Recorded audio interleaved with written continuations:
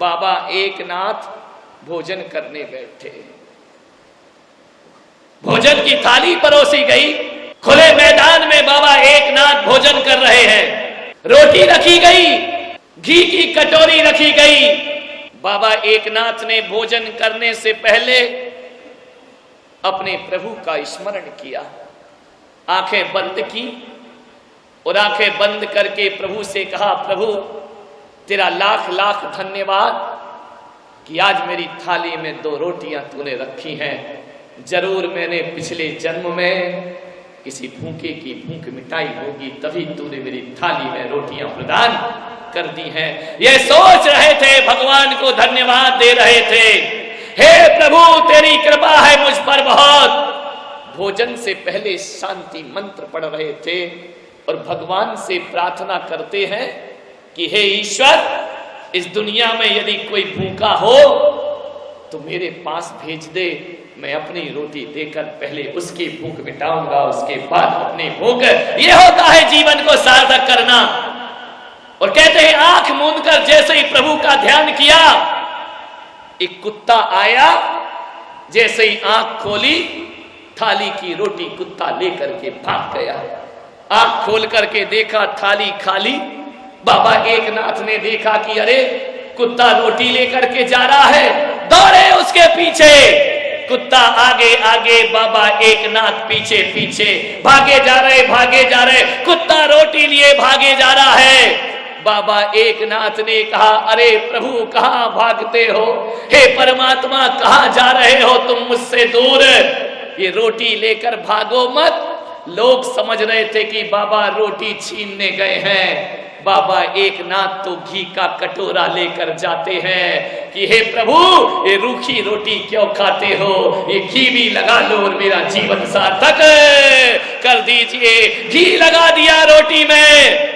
रूखी रोटी क्यों खा रहे हो? देख करके आकाश की तरफ बाबा एकनाथ ने कहा, बाहरे प्रभु क्या शकल बनाई तूने स्वान की और मुझे उड़ा दी चोढ़नी इंसान की। बाबा एकनाथ ने कहा, ये कुत्ता नहीं है, इस कुत्ते के भीतर मुझे परमात्मा दिखाई देता है।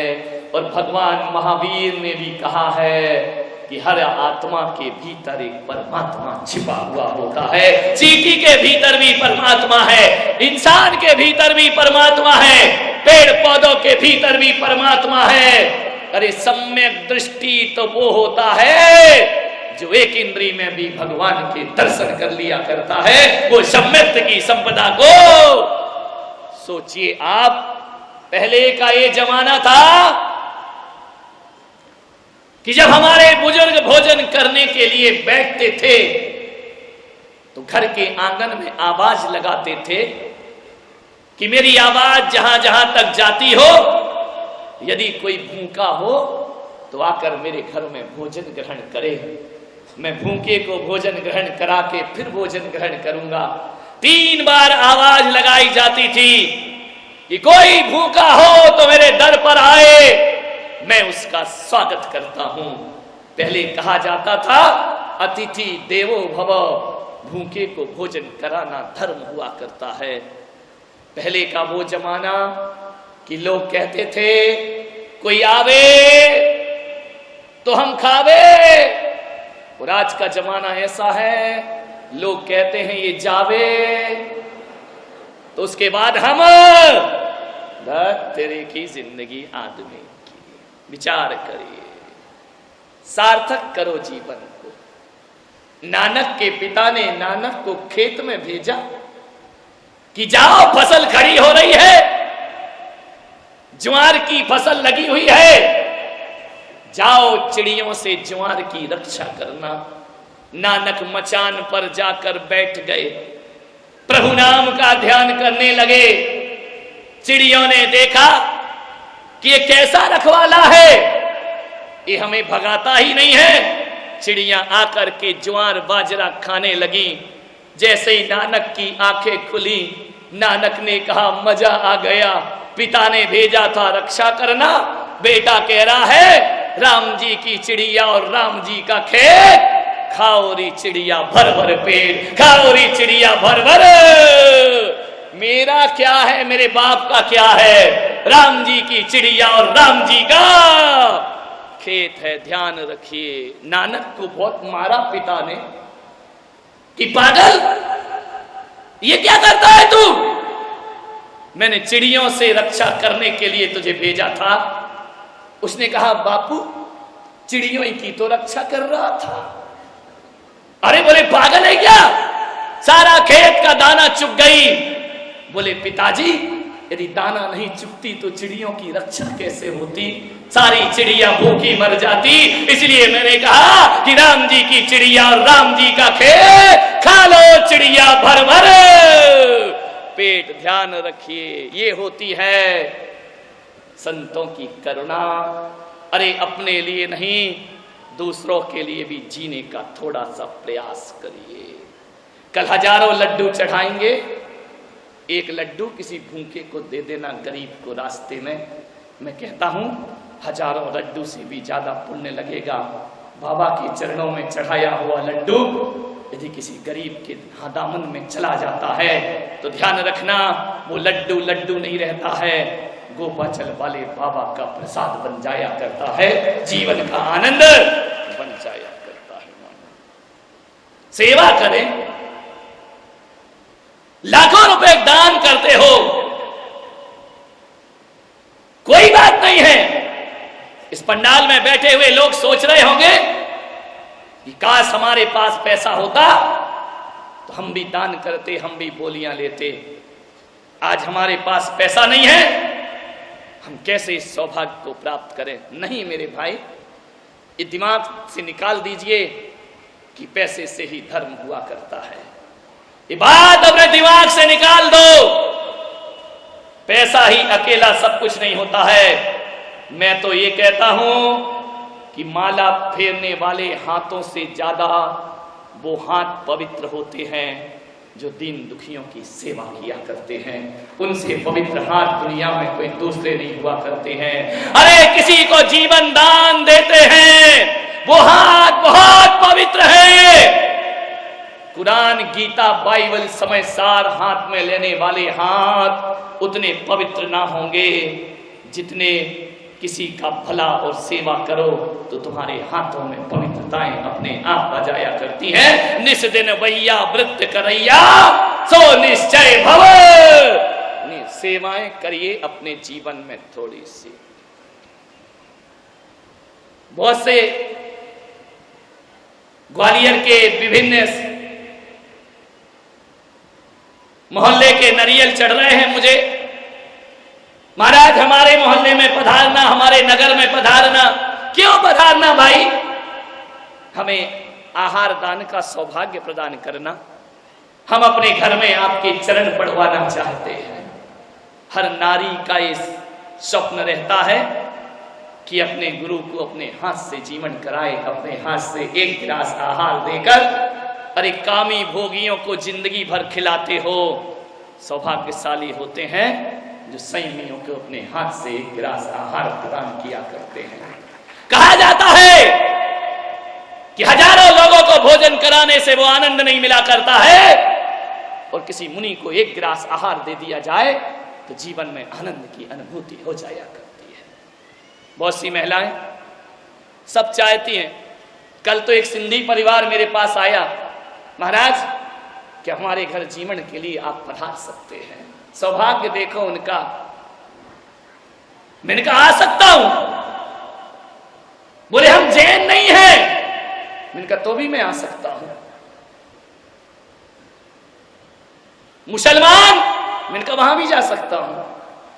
कोई भी मुझे आहार दे सकता है, कोई पाबंदी नहीं है मेरे पास।